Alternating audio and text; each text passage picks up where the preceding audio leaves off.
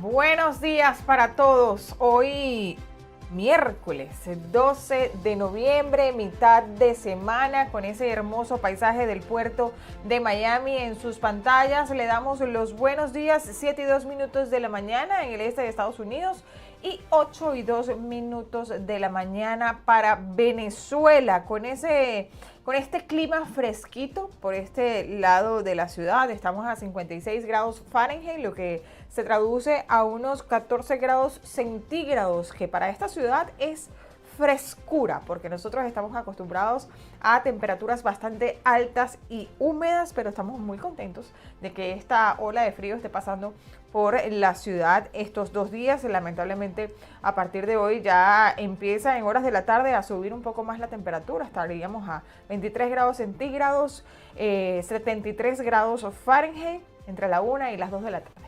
Pero así estamos por este lado del mundo. Hoy es miércoles 12 de noviembre. Gracias por estar con nosotros a esta hora. Yo les saludo, soy Laura Artal y me da muchísimo gusto acompañarlos en esta nueva jornada. Estamos transmitiendo ya en vivo a través de todas nuestras plataformas, en Apple TV, en Fire TV, Roku, en Amazon también, y en nuestro canal de YouTube y en nuestras plataformas de X y de Facebook. Así que manténgase allí conectado, y todas las personas que estaban esperando por esta transmisión en vivo, muchísimas gracias también por estar siempre acompañándonos. Ya estamos preparados para llevarles a ustedes toda la información que tenemos para el día de hoy a través de nuestro resumen en las 7 de las 7, porque el portaaviones USS Gerald R. Ford, acompañado por su grupo de ataque, entró en la zona de responsabilidad del Comando Sur de los Estados Unidos en aguas del Mar Caribe. Así lo informó la Armada estadounidense a través de un comunicado el día de ayer. Vamos a ver el detalle. La Armada de Estados Unidos informó que la operación responde a las directrices del secretario de Defensa Pete Hegseth de apoyar la misión de desmantelar organizaciones criminales transnacionales y enfrentar el narcoterrorismo como parte de la defensa del país. Con más de 4.000 marinos a bordo y decenas de aeronaves tácticas desplegadas, el grupo de combate amplía la capacidad naval estadounidense para detectar, monitorear y neutralizar actores ilícitos que afectan la estabilidad regional y la seguridad norteamericana. Este despliegue marca la primera vez que el portaaviones más avanzado y de mayor tamaño de la Marina de Estados Unidos opera dentro del área de la Cuarta Flota, que abarca el Caribe y América del Sur. El contraalmirante Eric Heslich, comandante del grupo de ataque, informó que esta presencia demuestra el compromiso de Washington con sus aliados regionales y su disposición a responder rápidamente ante amenazas transnacionales. Además del portaaviones, el grupo incluye destructores, un crucero de misiles guiados y unidades aéreas que realizarán ejercicios de interdicción marina, patrullaje y entrenamiento conjunto con socios estratégicos del hemisferio occidental. Y nos vamos a Centroamérica, porque las autoridades panameñas anunciaron este martes uno de los mayores golpes al narcotráfico registrados en su territorio. Se trata de la incautación de aproximadamente 12 toneladas de cocaína transportadas en una embarcación tipo remolcador, interceptada en aguas del Pacífico. Dentro de los detenidos hay venezolanos. Veamos. El operativo fue ejecutado por el Servicio Nacional Aeronaval al sureste de la isla de San José, luego de que la nave intentara evadir a las unidades. Según los reportes oficiales, la embarcación había zarpado desde la zona de Jurado Buenaventura, en Colombia, y tenía como destino México, un conocido corredor del Pacífico panameño, clave en la ruta del narcotráfico que conecta Sudamérica con Norteamérica y Europa. En el procedimiento fueron capturados 10 tripulantes originarios territorios de Venezuela, Ecuador, Nicaragua y Colombia, quienes ya están bajo custodia de las autoridades y enfrentan cargos por tráfico internacional de drogas. El director del SENAN, Luis de Gracia, calificó la incautación como un hecho histórico en cuanto a operaciones realizadas por la institución.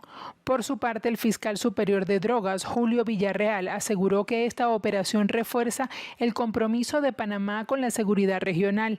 Las autoridades ya investigan posibles rutas alternativas que las organizaciones delictivas podrían activar tras este golpe.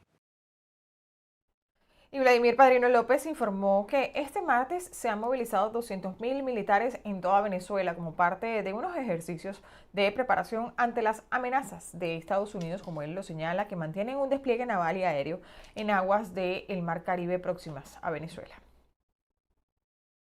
Se han desplegado casi 200.000 efectivos en todo el territorio nacional para este ejercicio, y debo decir que esto no va en desmedro del despliegue cotidiano que lleva el Comando Estratégico Operacional, general en jefe Domingo Hernández Lares, comandante estratégico operacional, que está aquí a mi lado, bueno, combatiendo con todas las demás amenazas, la amenaza del narcotráfico, la amenaza de los grupos armados terroristas, narcotraficantes, armados que pretenden operar en la frontera venezolana.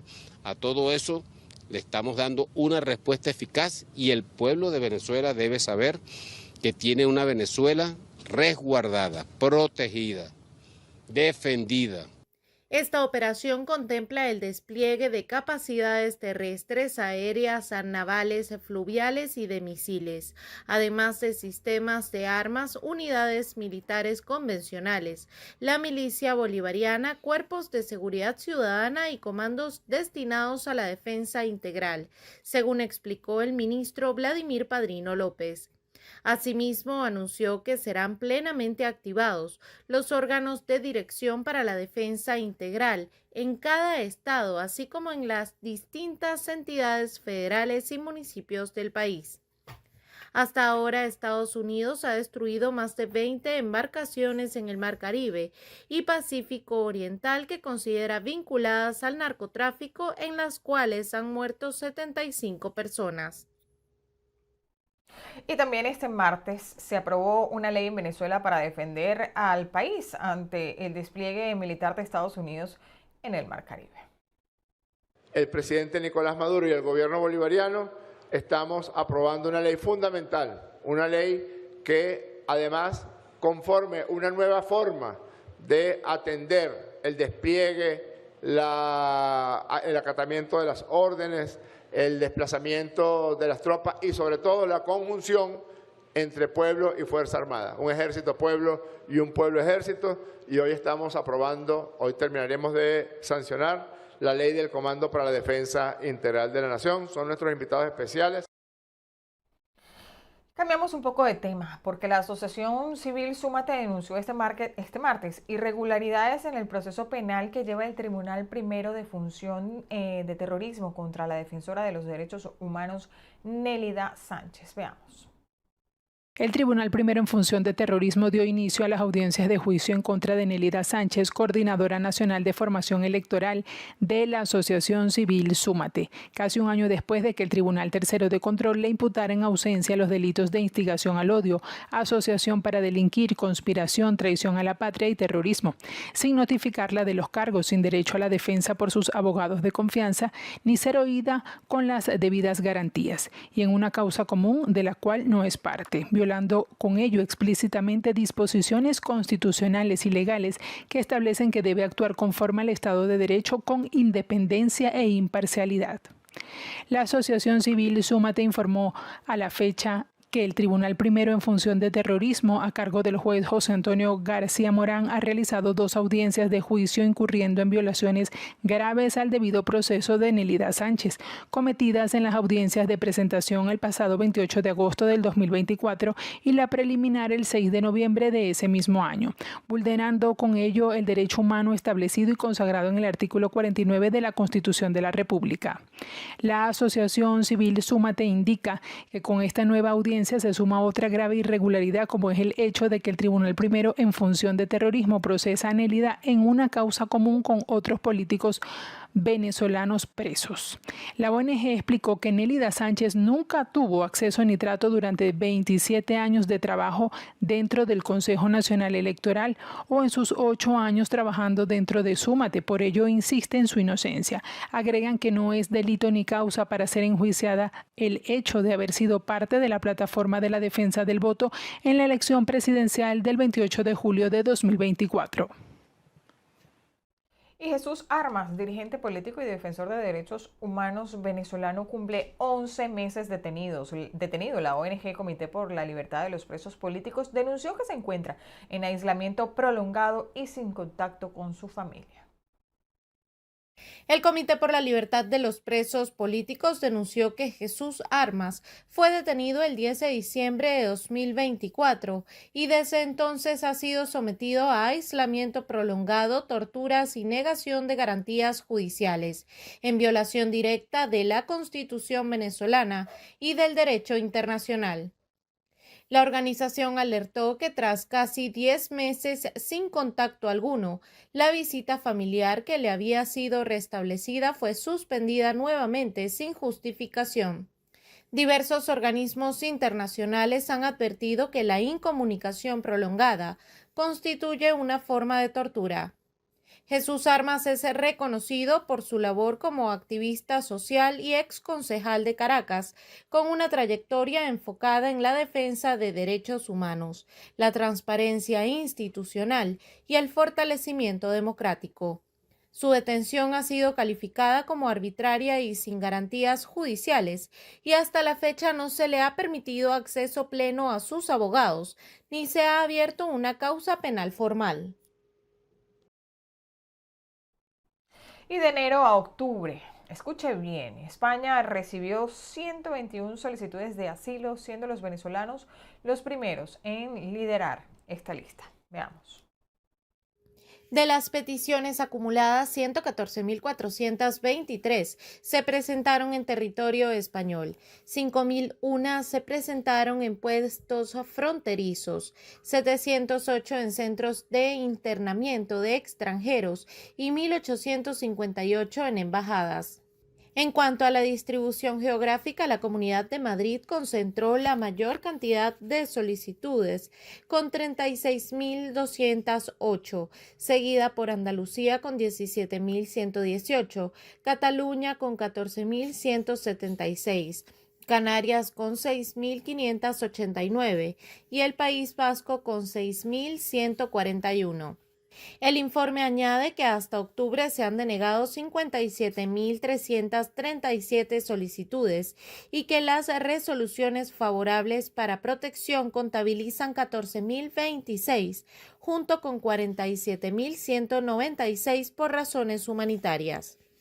Este panorama resalta tanto la magnitud del éxodo venezolano hacia Europa como los desafíos que enfrenta el sistema de asilo español ante una cifra creciente significativa de peticionarios.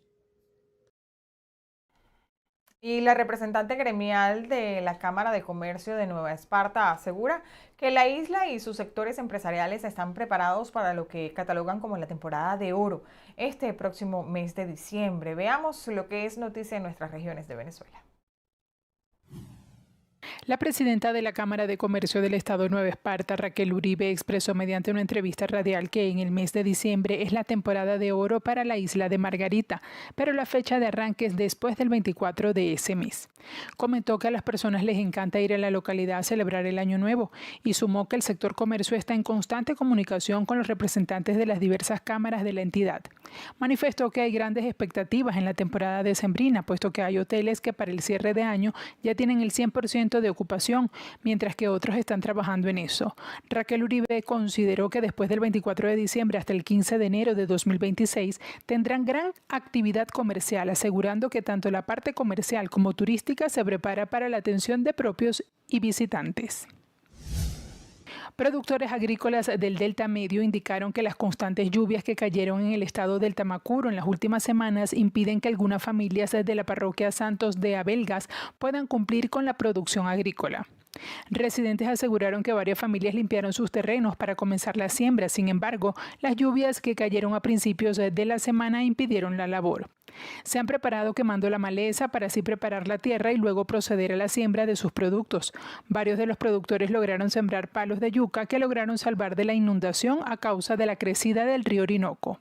Las comunidades Crucero de Araguao y Boca de Araguao resultaron con afectaciones por el aumento del nivel del río Orinoco este año. La Universidad de los Andes celebró una Eucaristía solemne donde recibieron las dos reliquias de los primeros santos venezolanos, San José Gregorio Hernández y Santa Carmen Rendiles. La misa estuvo presidida por el arzobispo metropolitano de Mérida, Monseñor Elisandro Emiro Terán Bermúdez, quien expresó su alegría de estar en el aula magna de la Casa de Estudios. Por su parte, el rector Mario Bonucci, en su intervención recordó que ambos santos vivieron las vicisitudes de su país y mostraron una profunda condición espiritual de resiliencia, solidaridad con el prójimo y la fe que los llevó a la santidad. Quería comentarles un dato que nos faltó decirles, porque de las solicitudes de España para solicitar asilo, valga la redundancia, 121 solicitudes de un universo de 121.990 solicitudes de asilo, de los cuales 71.241 fueron realizadas por venezolanos. Es decir, que la cifra es bastante contundente. Dicho esto, y luego de ver lo que sucede en nuestras regiones de Venezuela, acompáñenme entonces a ampliar un poco la mirada y a ver lo que está ocurriendo en toda la bolita del mundo, como a usted le gusta que yo lo diga, porque siempre me lo piden por allí, por el chat de YouTube. Resulta que Ecuador inaugura una cárcel de máxima seguridad para frenar la violencia en los penales. Vamos a ver el detalle. La nueva cárcel de máxima seguridad en Santa Elena, Ecuador, recibió a 300 reos peligrosos, incluido el ex vicepresidente Jorge Glass. El traslado se produjo apenas un día después de la masacre en la cárcel Machala y marca un intento de replicar el modelo de Nayib Bukele para combatir la violencia carcelaria. Todo esto mientras el presidente Daniel Noboa enfrenta un referéndum clave para su agenda política y la creación de una asamblea constituyente. Este recinto penitenciario, con capacidad para 736 reclusos, era una de las grandes promesas de Noboa al llegar al poder en 2023, junto a otra de similares características que no llegó todavía a cristalizar. La construcción comenzó en junio de 2024 con un presupuesto de $52 millones y las obras estuvieron a cargo de la empresa Puentes y Calzadas Infraestructuras, subsidiaria del español Grupo Puentes, que controla la empresa estatal china Road and Bridge Corporation. Bautizada por Noboa como la cárcel del encuentro en referencia al lema del gobierno del expresidente Guillermo Lasso, al que reemplazó el actual mandatario, esta cárcel se encuentra en un paraje inhóspito de la provincia costera de Santa Elena, una de las más afectadas por la criminalidad y la violencia que asola al país desde hace años. Y este martes, agricultores, docentes y estudiantes protestaron en Costa Rica contra las políticas del gobierno de ese país. Veamos. Cientos de estudiantes, docentes, sindicalistas y agricultores marcharon por la capital costarricense para protestar contra una serie de políticas de la administración del presidente Rodrigo Chávez. La marcha recorrió las principales calles de San José hasta llegar a la Casa Presidencial, donde los manifestantes gritaban consignas contra el mandatario y su gobierno, principalmente por las políticas que a su juicio están perjudicando la producción local de bienes como el arroz, el tomate y las hortalizas. El director ejecutivo de la Corporación Arrocera Nacional, Conarroz, Mino Cruz, exhortó al gobierno para convocar un proyecto de ley que pretende brindar apoyo financiero al sector arrocero, de cara a la crisis que atraviesa por el aumento de importaciones del grano provocadas por la drástica reducción de impuestos establecida por la administración de Chávez en 2022. Justamente a partir de este año, la corporación dice que la producción local de arroz disminuyó un 59%. Un cerco policial impidió que los tractores y camiones se acercaran a la Casa Presidencial, lo que generó tensión entre la autoridad y los manifestantes. Sin embargo, no se reportaron actos violentos ni disturbios. Representantes del sector campesino señalan que el objetivo de la marcha es expresar que los agricultores quieren seguir produciendo y su rechazo a iniciativas como el areteo de ganado para su rastreo, la ruta del arroz que reduce impuestos a las importaciones y el acuerdo transpacífico.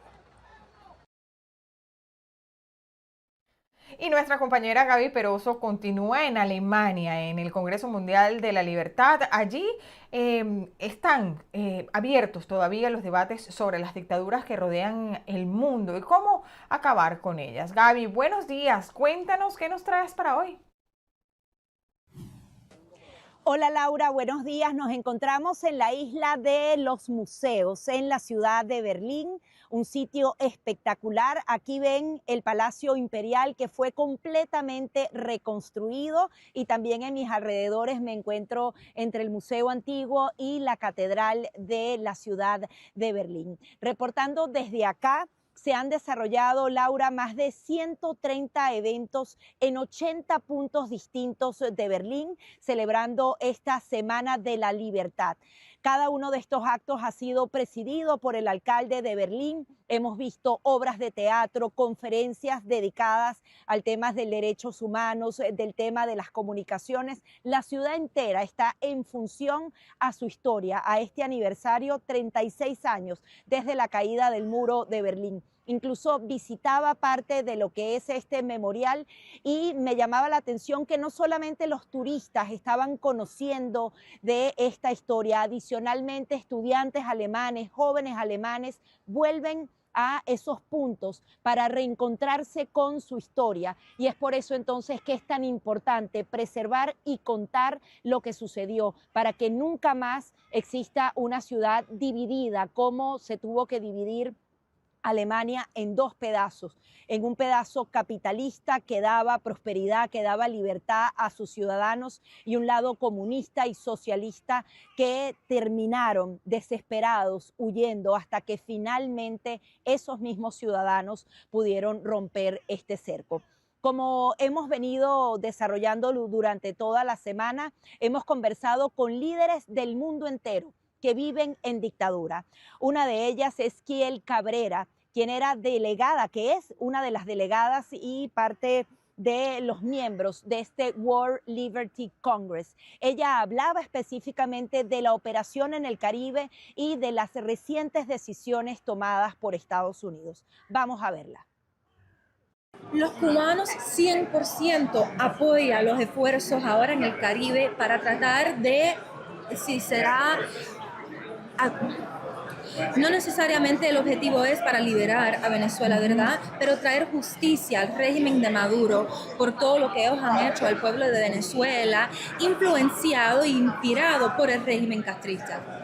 O sea, que tú crees que ese tipo quizás es una operación quirúrgica, algo que provoque un cambio de régimen, también podría traer un cambio en todo el continente, porque el tema es el crimen organizado y cómo ellos van manejando ese dinero para mantenerse en el poder. Mira, las elecciones y los resultados de las elecciones adentro de Venezuela están claros. Sí. Maduro no ganó la presidencia. Él está ahí ilegalmente y siempre vamos a seguir abogando por los derechos de elecciones libres adentro de Venezuela. Y sin duda, si hay un cambio adentro de Venezuela, definitivamente va a afectar al régimen castrista que está sosteniéndose de los recursos del régimen de Maduro.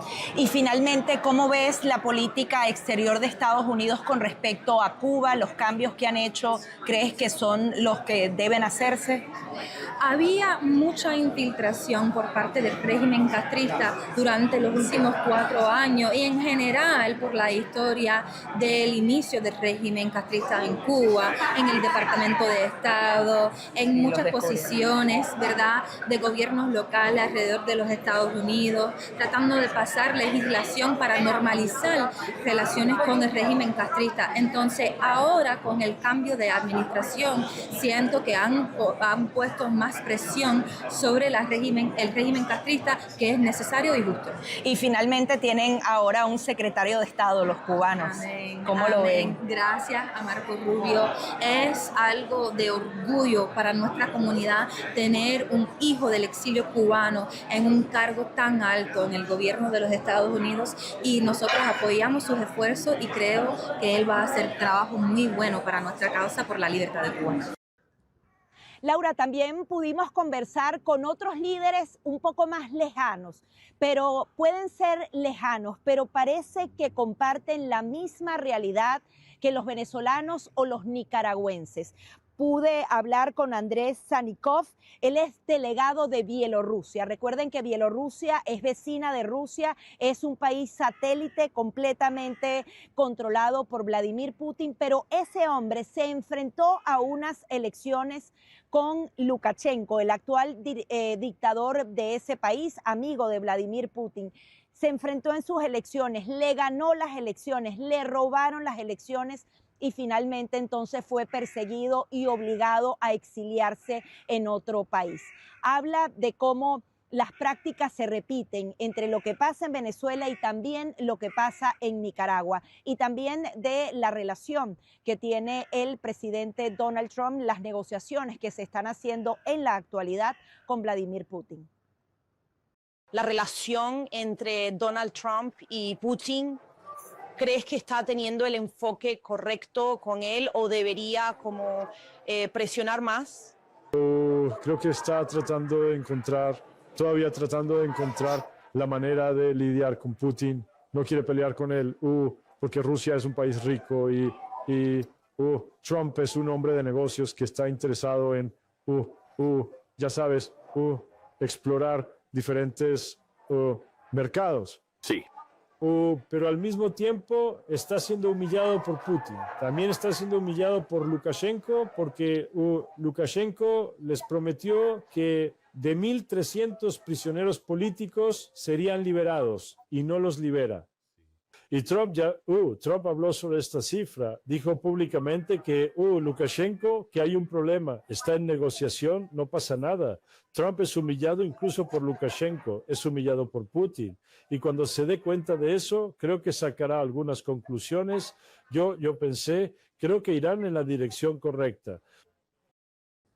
Finalmente, Laura, quería también presentar declaraciones de Daniel Kaguma. Él es delegado de Uganda. Hablamos con él para conocer un poco más sobre los desafíos que enfrenta su país, también un país que se está tratando de salir de la dictadura. Pero particularmente hablamos también de un tema local con él, y es que el actual alcalde de Nueva York, que acaba de ganar las elecciones, nació en Uganda. Él nació en Uganda, luego se fue a Estados Unidos, y este delegado del World Liberty Congress también es de Uganda y vive en Estados Unidos. Y hacía entonces un análisis de la llegada de este hombre al poder y aseguraba que la democracia de Estados Unidos es fuerte, que hay muchos balances y que si él tiene ideas radicales, precisamente el sistema americano va a evitar que se tomen entonces abusos de poder. Vamos a escucharlo. No sé si has oído hablar de Sura Mandani, el de Nueva York. Creo que es de tu país, ¿verdad? ¿Qué piensas de él? Es un maravilloso joven que nació en Uganda, pero ahora ya sabes, acaba de ganar una nueva alcaldía, una carrera de alcalde en la ciudad de Nueva York, así que sí, vivo en los Estados Unidos, entonces el sistema tiene controles y equilibrios, así que Mandani no puede... Pero es un poco peligroso porque como congelar el alquiler y cosas así, es algo parecido a lo comunista. Hay controles y equilibrios. Entonces, creo que lo que separa a los Estados Unidos y por qué los Estados Unidos tienen éxito es porque incluso si un líder viene con ideas radicales, tienen que obtener aprobación. Así que Mandani no puede congelar el alquiler por sí mismo, no puede imponer sus ideas. Tiene que obtener apoyo de otros, ya sabes, ya sea del Senado o, ya sabes, de otros líderes dentro del tejido de Nueva York. Y ahí es donde hay controles y equilibrios.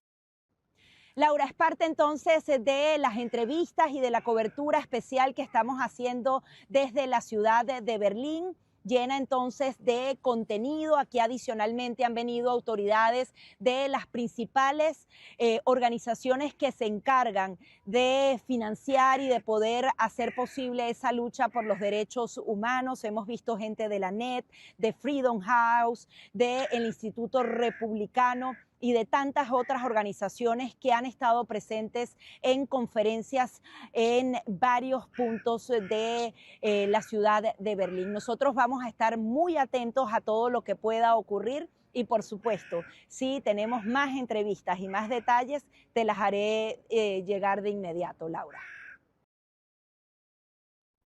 Gracias, Gaby, como siempre, por tu reporte tan detallado y tan completo. Era nuestra compañera Gaby Peroso desde Berlín, en Alemania. Con esto vamos a hacer una pausa. Ya nuestro equipo de producción está completamente preparado para agendar y poner todas las preguntas que ustedes tienen para hacerle al abogado Guillermo Nolivos, nuestro abogado de inmigración. No se aparte, ya venimos.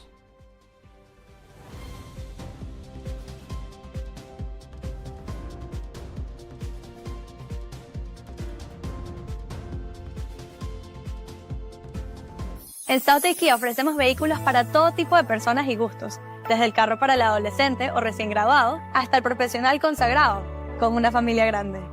South Kia brinda un servicio verdaderamente personalizado para todo, especialmente para las mujeres con un programa llamado Her Drive, Her Voice, que garantiza que se sientan seguras y cómodas al comprar un auto. Cuando tu auto necesita servicio, no hay nada más conveniente que South Kia. Ofrecemos ir a donde estés, recoger tu auto y dejarte otro mientras se realiza el servicio. Es así de fácil, nunca te quedarás sin auto. Y con 2 ubicaciones, una aquí en Miami y otra aquí en Homestead, siempre hay un South Kia cerca de ti. La información del momento y lo más destacado de nuestro contenido. A tu alcance. VPI TV en TikTok. La información más relevante de VPI TV. Toda la información a tu alcance. Al suscribirte a VPI TV, no solo tienes información actualizada de lo que pasa en el mundo, también tienes a tu disposición una programación que te va a sorprender. Somos el canal informativo de los venezolanos en todo el mundo.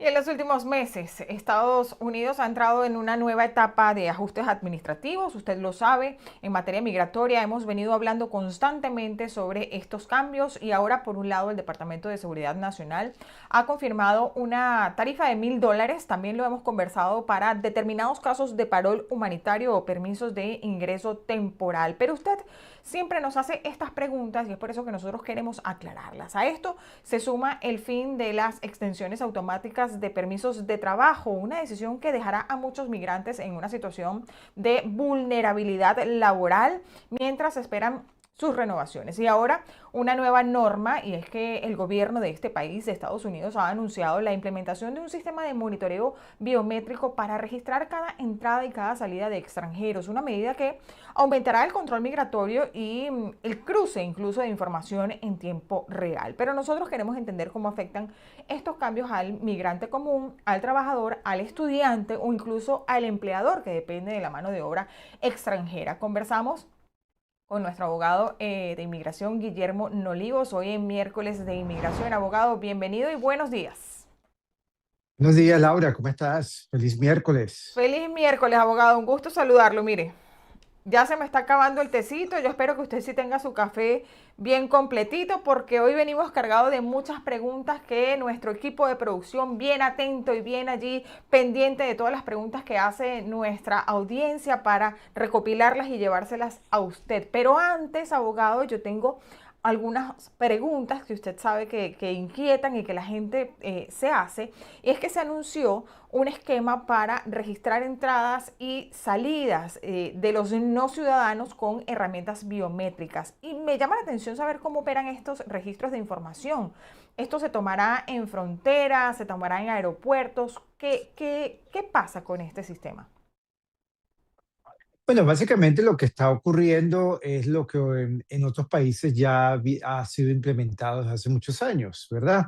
Un registro de entrada y salida de extranjeros y de no ciudadanos, ¿ok? Estamos hablando de personas que vienen como visitantes de visa de turistas, personas, trabajadores temporales. Ellos hablan de no ciudadanos. Entonces, pareciera también que residentes permanentes estarían también siendo registrados cuando entran y salen del país. Más o menos como un chequeo migratorio, como ocurre en la gran mayoría de otros países, donde cuando tú entras o sales del país, haces lo conocido como inmigración. Entonces, ahora Estados Unidos está implementando ese sistema también. Sí, y este alcance cubre varias categorías, ¿no? Tanto visitantes, turistas, estudiantes, titulares de beneficios temporales. ¿Cómo puede incidir en quienes tienen trámites abiertos o necesitan salir y reingresar al país? Abogado, ¿esto los puede afectar? Bueno, ellos lo que están tratando de buscar con esto, más que todo, son violadores de los beneficios migratorios, ¿verdad? Ok. Están buscando personas que se queden más del tiempo permitido. Entonces, de esa manera, ellos puedan tomar, al momento de la persona salir del país, puedan tomar las precauciones o las acciones necesarias para que esa persona no pueda volver a ingresar. Es más bien una medida preventiva, Ok. ¿ok? Para determinar entonces, mire, usted tenía 6 meses para quedarse, se quedó 7 meses, ¿verdad? Nos dimos cuenta ahorita mismo que usted está saliendo del país en el mes número 7, así que de ahora en adelante se le cancela su visa y no va a poder regresar a los Estados Unidos. Ahora, abogado, en el otro tema que también conversaba en la introducción, hay un cobro de $1,000, lo hemos conversado, sin embargo, la gente insiste en saber cómo funciona este mecanismo vinculado a determinados escenarios de parol. El momento del pago entendemos que no es cuando se hace la solicitud, sino tras una decisión positiva de este parol. ¿A qué tipo de casos se aplica esta tarifa? ¿Qué impacto tendrá sobre todo también en las familias que dependen de estos programas para reunificarse o para salir de una situación de riesgo? Bueno, claro que es un impacto inmenso. Imagínate lo que cuesta reunir $1,000, ¿verdad? Para que tú puedas venir a Estados Unidos.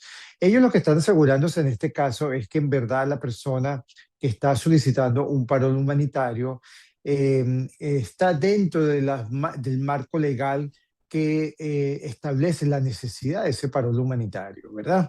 Entonces, si usted está diciendo que necesita un tratamiento médico, porque en su país no existe o no está disponible, entonces se lo aprobarán, ¿verdad? Pero obviamente tendrá que pagar esa tarifa de $1,000 para poder ingresar a Estados Unidos y hacerse ese tratamiento médico. También hubo modificaciones en la continuidad automática de algunos permisos de trabajo mientras corren las renovaciones, ¿no? Pero ¿qué cambia para quienes dependen de este permiso de trabajo y cómo evitar quedarse temporalmente sin autorización laboral? ¿Cuál es el consejo, abogado? Bueno, yo creo que esta ha sido una de las medidas recientes más duras, ¿verdad? Acuérdate que la extensión automática del permiso de trabajo se implementó debido a la tardanza del mismo gobierno de emitir las nuevas tarjetas de empleo, las tarjetas de extensión de empleo, las renovaciones. Y debido a esa tardanza es que se fabricó o se diseñó estas extensiones automáticas de tarjetas de empleo. Entonces, ¿qué es lo que se está recomendando ahora? Bueno, que la persona 180 días antes del vencimiento de su tarjeta de empleo haga una extensión, una solicitud de extensión de esa tarjeta de empleo para obtener una extensión de autorización de empleo, de tal manera de que no haya un periodo sin autorización. De todas maneras, no hay garantías de que esto va a ocurrir hasta el momento. Especialmente sabemos que USCIS es una agencia que se mantiene básicamente bajo las tarifas que cobran, ¿ok? Entonces deberían en un principio emitir esa tarjeta dentro de un tiempo real, ¿verdad? Antes de que la persona quede sin autorización para trabajar y desempleada. Abogado, gracias por aclarar mis dudas y lo que voy recopilando durante la semana de las noticias que surgen, sobre todo, pero también de la incógnita, ¿no? Que surge desde la gente que está en esta situación. Pero vamos ahora a pasar a las preguntas de la audiencia que ya nos están llegando. Y una persona por aquí pregunta si un hijo de ciudadano puede pedir a sus padres indocumentados. Sí los puede pedir cuando cumpla 21 años. El asunto es cómo estas personas van a poder obtener la residencia permanente o si van a tener que hacer un trámite consular. Y ahí es donde viene el gran problema. No existe algo que se llama perdón, ¿verdad? En solicitudes de hijos hacia padres extranjeros. Entonces, personas que están indocumentadas, que entraron, vamos a decir, que entraron de manera ilegal, ¿verdad? No digamos indocumentados, sino digamos personas que entraron de manera ilegal, ¿ok? Van a tener dificultades en conseguir la residencia permanente dentro de Estados Unidos, ¿ok? Y cuando salgan del país para buscar la residencia permanente en el consulado americano de su país de origen, ahí se van a enfrentar con una penalidad de la famosa penalidad de los 10 años, ¿ok? ¿Por qué? Porque no existe ese perdón para esa penalidad. Entonces la persona va a tener que esperar 10 años fuera de Estados Unidos para que eventualmente el consulado les otorgue la residencia permanente y puedan reingresar a Estados Unidos como residentes permanentes. Abogado, ¿cuál es la nueva alerta, si es que la hay, lo hace una persona aquí de la audiencia, para las personas que aplican para la visa U? ¿Cuál es la nueva alerta? Sí. La verdad es que no tengo conocimiento si existe una nueva alerta, ¿verdad? Lo importante con la visa U, ¿verdad? Es que la persona haya sido víctima de una actividad criminal, ¿ok? Contemplada dentro de las regulaciones, no es cualquier actividad criminal, son ciertas actividades criminales, y que esa persona haya sufrido, a raíz de esa actividad criminal, haya sufrido un maltrato severo, sea físico o sea emocional. Entonces, la alerta puede ocurrir de que hasta que no le aprueben esa visa, esa persona no tiene estatus migratorio en Estados Unidos y pudiese estar sujeta a remoción bajo las nuevas o bajo la manera como ICE está comportándose en este momento. Abogado, le mandan saludos y muchísimas gracias por esto que hace por la comunidad de BPI TV. Bueno, la comunidad de BPI TV, de Buenos Días y del abogado Guillermo Olivos, porque ya nosotros aquí somos una comunidad todos los miércoles, abogado. Muchísima gente se conecta a esta hora. Mire, esta persona hace una pregunta bastante completa, ¿no? Dice, mi mamá se hizo residente desde 1989. Éramos menores de edad, 6, 10 y 12 años respectivamente. En 2009 se hizo ciudadana, pero nosotros no arreglamos los papeles. Ahora seguimos sin documentación y mi mamá falleció. ¿Qué podemos hacer? En este caso es lamentable porque si no hicieron ningún tipo de petición a tiempo, ¿verdad? Lamentablemente estas personas no pudiesen arreglar documentación por vía de la madre. Al menos que cuando ella se hizo ciudadana americana, estas personas eran menores de edad y habría que entonces estudiar la ley que existía en ese momento para ver si pudiesen adquirir la ciudadanía por aplicación de la ley vigente en el momento en que ella se hizo ciudadana americana y la edad de los hijos. Lo que no me queda muy claro es por qué cuando ella se hizo residente permanente no estuvieron incluidos los hijos en esa petición. Claro. O sea, no es como en otros países, abogado, que por ejemplo está la ley de nietos en España, está que pasa de bisnietos a nietos, de nietos a padres. ¿Eso no es así en los Estados Unidos? No, la gran mayoría de las veces no es así en los Estados Unidos. Wow. Bueno, a ver, mi hijo trabaja con permiso temporal y su jefe le dijo que ya no puede esperar la extensión automática. ¿Qué debe hacer para no quedarse sin empleo? Bueno, lamentablemente estamos frente a escenarios que van a ser muy dolorosos, ¿verdad? Y muy complicados para las personas que dependen, pues, de tener una tarjeta de empleo y poder trabajar legalmente en los Estados Unidos. Entonces, ¿qué es lo que puede hacer esta persona? Si esta persona inició ya su trámite de renovación de tarjeta de empleo antes de que entrara en vigencia esta nueva ley de que no existe extensiones, ¿verdad? De que no van a haber extensiones, esa persona todavía está protegida con esa extensión de su permiso de trabajo. ¿Ok? Acuérdate que la ley en este caso se aplica de manera hacia el futuro, no de manera retroactiva. ¿Ok? Entonces, si la persona hizo su renovación de empleo, de tarjeta de empleo a tiempo, todavía está protegida con esa extensión automática. Debería hablar con su patrono y explicarle que la nueva regulación son para las tarjetas de empleo que se solicitaron a partir de a finales de octubre, cuando se publicó esto en el registro federal, y no para casos anteriores. Abogado, pedí a mi hija estando de residente y ya pasó el tiempo de prioridad y no le dan la cita. ¿Qué puedo hacer? Si ya pasó el tiempo de prioridad y no le dan la cita, comuníquese, mande un email al National Visa Center y expliques la situación, explique ya la fecha de prioridad ya llegó para el caso de mi hija y todavía ustedes no me han comunicado, no me han empezado a enviar los emails necesarios para yo empezar el trámite consular para que mi hija pueda venir a vivir conmigo acá. De esa manera, entonces, activaría el caso y si no lo activa, fíjese muy bien si usted en la planilla I-130, cuando hizo esa solicitud de esa visa de inmigrante, usted colocó que su hija iba a hacer ajuste de estatus, ¿verdad? Y no procesamiento consular. Porque si usted puso que su hija iba a hacer ajuste de estatus o procesamiento dentro de Estados Unidos, entonces no se activa el procesamiento consular y va a tener que introducir una aplicación adicional para que se active el procesamiento consular. Por otra parte, si mi permiso de trabajo está por vencer y ya envié la renovación, ¿puedo seguir trabajando mientras espero o ya eso cambió? Esta persona sigue protegida bajo las extensiones automáticas. Ok. ¿Ok? O sea que no tendría que tener ningún tipo de inconveniente, problema con su Bueno, empleador, es decir. por eso asumimos que lo hizo antes de finales de octubre de este año. ¿Ok? Ya para las personas que lo hicieron en noviembre, ¿verdad? Ya estas personas sí no tienen extensiones automáticas.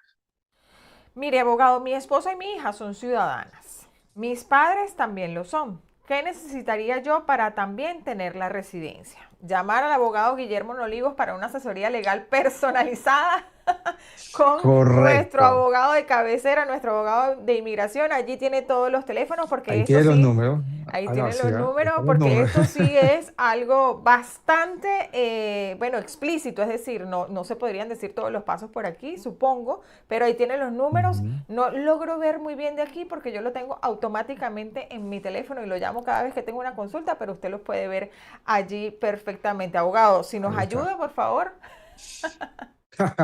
212-335-0403 y 786-456-5208.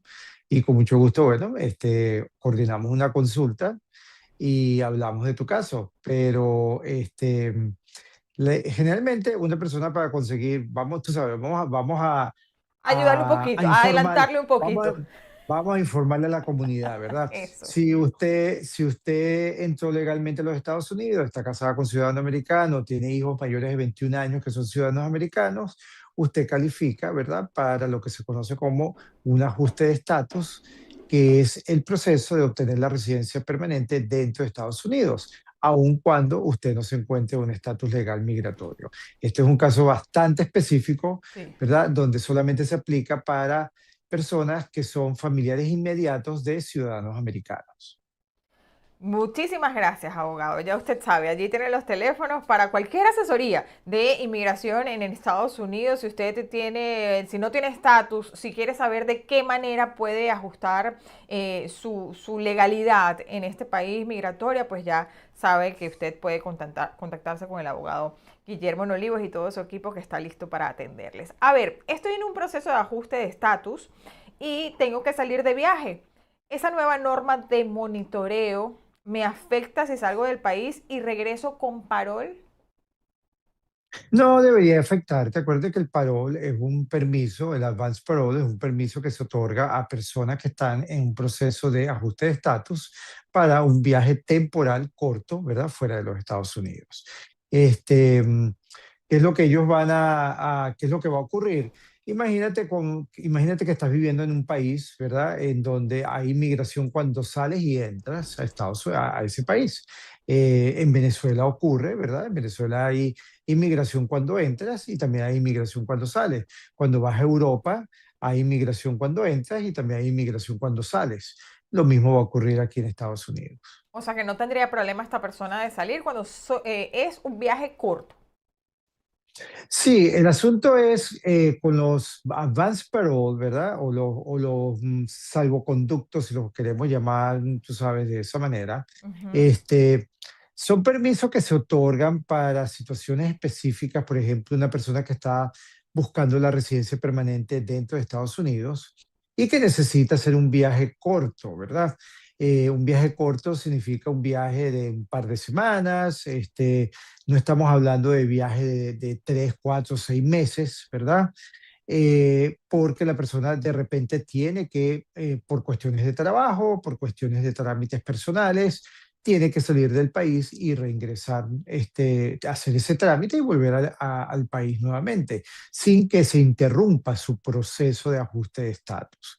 ¿Qué pasa si la persona sale del país sin este permiso o autorización de viaje, este advance parole? Que entonces automáticamente se considera ese proceso de ajuste de estatus como abandonado y la persona pudiese tener problemas para reingresar a Estados Unidos. Abogado, soy residente, dice esta persona. Acabo de aplicar para la ciudadanía y estoy esperando que me den cita. Tengo un hijo divorciado, sin hijos.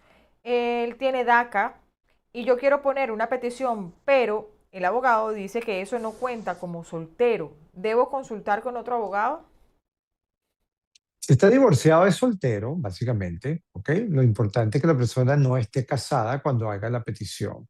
Este, mm, el asunto sería luego si esa persona va a poder obtener la residencia dentro de Estados Unidos o va a tener que hacer un trámite consular, pero eso ya serían ya cuestiones que se discutirían luego, pues. Ok. Esto no lo entiendo. Podría ser, no sé. Abogado, tengo un DUI. No, es una DWI. Driving manejando mientras está intoxicado. O sea, podría ser un DUI, Es un ¿correcto? DUI. Es un DUI. Ujú, Ok, sí. abogado, tengo un Ujú. DUI hace 25 años y me quiero hacer ciudadano. ¿Eso me afecta en algo? Mira, hace 25 años, es un tiempo bastante ya considerable. Lo que es importante es que tú no ocultes en tu petición de naturalización, aplicación de naturalización, eso, así haya ocurrido en los años que haya ocurrido.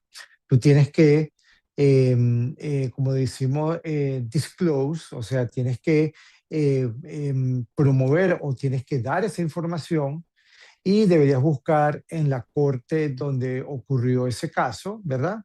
Algo que se llama un certificado de disposición, de hace 25 años, obviamente, para que cuando envíes tus documentación para inmigración en tu solicitud de naturalización, incluyas la disposición de ese caso, o sea, que en qué terminó ese caso. Sí, no, abogado, aparte es súper importante que en todos los trámites en este país uno sea sincero y diga la verdad, no solamente porque ellos tienen la manera de corroborarlo, las autoridades migratorias, sino porque además es como un honor, ¿no? Hacerle esto y decir la verdad, sobre todo porque ellos confían mucho en la palabra del ciudadano que esté haciendo este trámite, tanto para entrar a los Estados Unidos como para hacer trámites migratorios, siempre es importante, y para la vida en general, decir la verdad. A ver, Claro, sí, lo que pasa es que fíjate, y esto es un tema bastante importante y me gustaría que la gente lo entienda, ¿verdad? Y es que muchas veces cuando una persona va a una corte estadal, entonces le dicen, ok, usted se declara culpable, va a pagar una multa, se porta bien por 2 meses y todos esos cargos van a quedar eliminados, ¿ok? Entonces la persona en su cabeza, ¿verdad? En su intelecto o en su razonamiento, la persona dice, ok, si hago esto y esto y esto, entonces los cargos quedan eliminados, quiere decir que no tengo arresto, que no va a quedar que manejé bajo la influencia, pero en materia migratoria eso no funciona de esa manera. En materia migratoria, como es una ley federal, a ellos no les importa si el Estado luego dice que les borraron los cargos, que el expediente quedó sellado. Ellos de todas maneras quieren saber, ¿verdad? Y que tú les digas que te arrestaron, por qué te arrestaron, qué fue lo que ocurrió. Y esa es una información que tú vas a tener que proveer, así aún cuando la Corte Estadal haya dicho que después de ciertos tiempos todo eso va a quedar eliminado. Entonces es importante que todo arresto, toda detención que una persona haya tenido, cuando haga un trámite migratorio, lo informe, lo diga en las planillas, porque de otra manera inmigración va a pensar que usted está ocultando información, ¿verdad? Y le pueden negar el beneficio migratorio a raíz de eso. Abogado, tengo aprobación de ciudadanía, no he hecho ceremonia, ¿puedo ir a México? Mira, yo no lo recomendaría. ¿Por qué? Porque puede ocurrir que estés en México, y eso lo discutimos la La vez semana pasada ¿verdad? también nos lo La semana preguntaron, pasada. sí. Ajá. Y puede ocurrir que estés en México y te llegue la cita para la ceremonia y tú estás en México. Y entonces no, si tú no vas a ir a la ceremonia, tú tienes que, esa misma cita, tú tienes que devolverla y explicar que no puedes ir, ¿verdad? Para que ellos te pongan una nueva cita. Entonces yo esperaría hasta que tengas tu ceremonia y una vez que ya te hagas ciudadano americano y te llegue tu pasaporte americano, hagas tu viaje como ciudadano americano hacia México. Abogado, mi nombre es Karen Padilla. Fíjese usted, recién nos aprobaron la residencia permanente por un hijo militar. Nosotros podemos pedir a una hija de 27 años soltera, está dentro del país, tiene DACA, salió a los 16 años a México y regresó con un parol in play. ¿Puede ayudarnos y darnos respuesta, por favor? Sí la va a poder pedir, el asunto es que probablemente van a tener que pedir un waiver, ¿ok? Un perdón Perdón. del tiempo de que esta hija ha estado en el país sin estatus migratorio, porque acuérdate que DACA no es un estatus migratorio, DACA es simplemente una acción diferida donde el gobierno se compromete a no deportar a esta persona por las razones que establece DACA. Entonces, esta persona, al solicitar la residencia permanente dentro de Estados Unidos, va a tener que pedir un perdón. Hola, abogado, ¿qué puedo hacer? Llevo 6 años de residente y estoy intentando hacerme ciudadana, pues estoy casada con un americano, pero mis hijos están en México y ya son mayores de edad. ¿Qué puedo hacer para pedirlos y qué opciones tengo para poder hacerlo? Bueno, si son mayores de edad y usted está casado, se va a casar con un ciudadano americano. Esa Está parte casada. no. Hace 6 años que es residente. Hace 6 años que es residente. Ok. Em, Ella pudiese pedirlos como hijos de residente permanente y deben de esperar todo el proceso fuera de Estados Unidos, ¿ok? Puede iniciar peticiones familiares. En la petición debe indicar que sus hijos van a solicitar procesamiento consular y bueno, se va a llevar su tiempo, obviamente. Pero eventualmente ellos tendrán les darán la residencia permanente para que puedan entrar a Estados Unidos como residentes permanentes. Abogado, soy ciudadana. ¿Puedo pedir un nieto de 14 años? Mi nieto está aquí en Estados Unidos y tiene asilo. No, no puede pedir un nieto por ser residente, pero su nieto, si ha sido abandonado por ambos padres, ¿verdad? O sea, en otras palabras, digámoslo a manera coloquial, los padres lo enviaron a Estados Unidos y dijeron, bueno, abuela, encárgate tú de tu nieto, nosotros no podemos seguir encargándonos de él, es tu responsabilidad. Entonces la abuela pudiese servir, ¿verdad?, de tutora para luego solicitarle al niño una visa especial de inmigrante juvenil, en donde debe demostrarse que ambos padres abandonaron al hijo y que es la abuela la responsable, ¿verdad?, de Claro. la crianza y cuidado de ese nieto.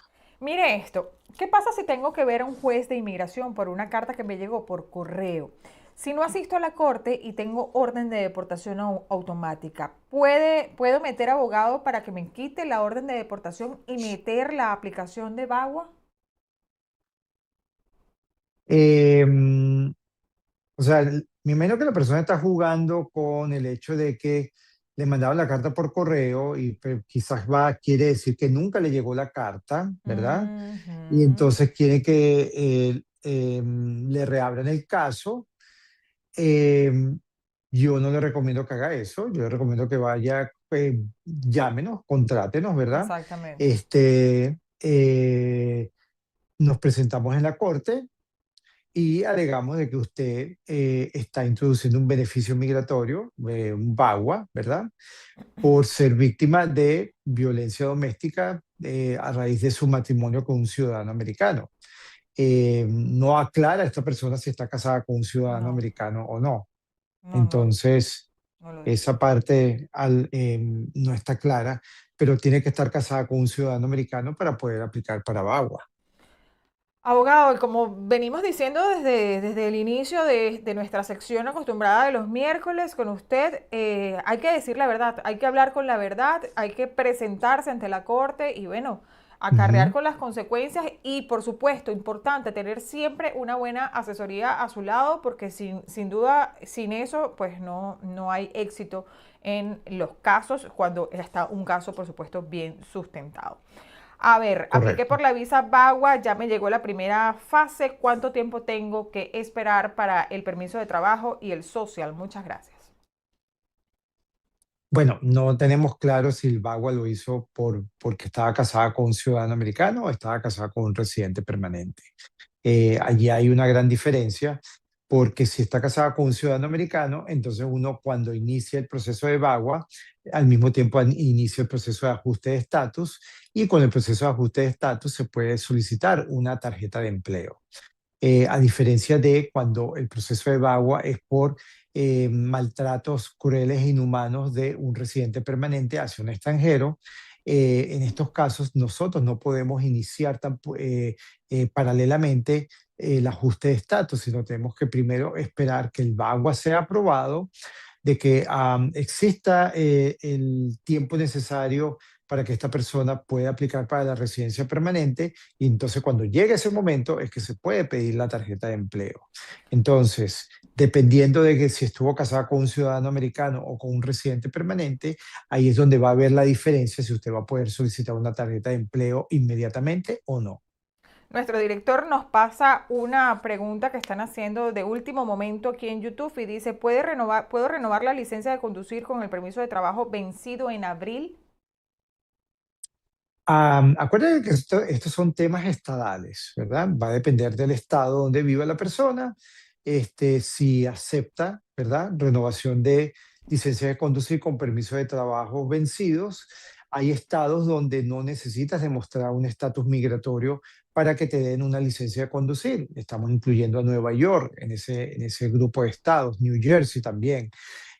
Pero ese no sería un Real ID, sería simplemente una licencia para conducir.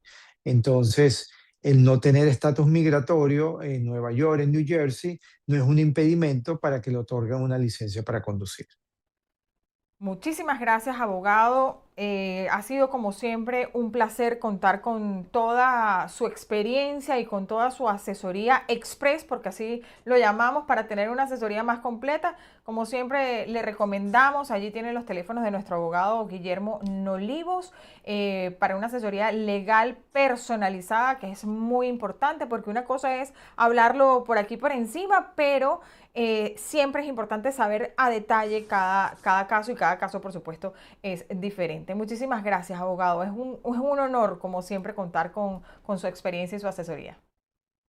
No, y gracias a ustedes, es un honor para mí también estar con ustedes todos los miércoles 7:30 de la mañana, aclarando dudas y bueno, discutiendo los temas migratorios que se encuentran en el tapete, ¿verdad? Como todos los miércoles.